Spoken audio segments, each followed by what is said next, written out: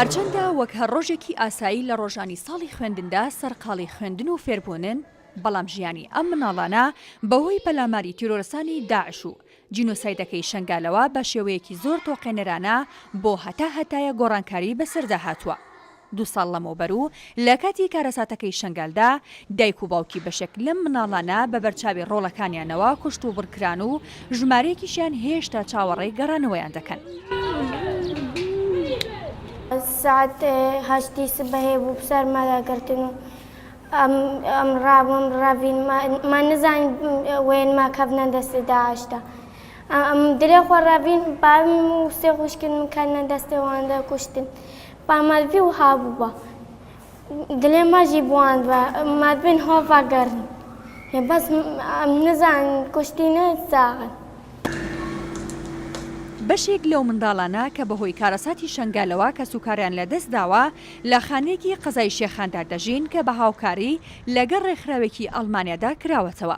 لەیلاژ یەکێکە لەو سەدان مناڵی کە بوونەتە شایەت حاڵی ئەو تراژیدیایی کە بەسەر کوردانی ئێزیدی داهێنرا و دایک و باوکو 4 خوشک و برای و نزیکەی 15 کەسی تری خانەوادەکەی کۆمەڵ کوشکران. لەگەڵەوەشدا هێشتا چارەنووسی 21 کچوورجن لە خزم و کەسوکارەکەی بەنادیاری ماونەتەوە. ئەس خەڵکە سیبایمە داک و باوم بێ ئەوێ هان نەکوشتن، داکەم هاتە کوشتن، باویم هاتە کوشتن، دبران هان نەکوشتن، خوشکام هان نەکوشتن. 14 مالە مامیمە کوشتن کەچ کوژنمە 21 کەچ کوژن برن ئێت مالەمە هەموو کوشتن. ئەزە بێ داک و باوم هەزل هێلینا سێویادەیمە خۆدان خێرا ئێت ئەلمانی ئەف ژمارە باکریە فمال ژمارە باکریە ئەملتی دەینا ئەم 6 عایلەتی خۆد ژمارە چەند شتا هەماتین ژمارە مەلابسات کڕن خواردنامەتینن مە دەرتینن دام عاجز نابن دام خۆش بیرا بکن گەلێک ژمارەت قەنجن. خانەکە 26 لەو مناڵانە لە خۆ دەگرێت کە لە کاتی کارەساتەکەی شنگالدا لەگەڵ هەزاران خێزانی تری کوردانی ئێزیدیدا ئاوەرە بوون و جێگیری بەڕێوەبەری خانەکەش دەڵێت بەشێک لە مناڵەکان دایک و باوکیان بە بەرچاویانەوە کوژراون.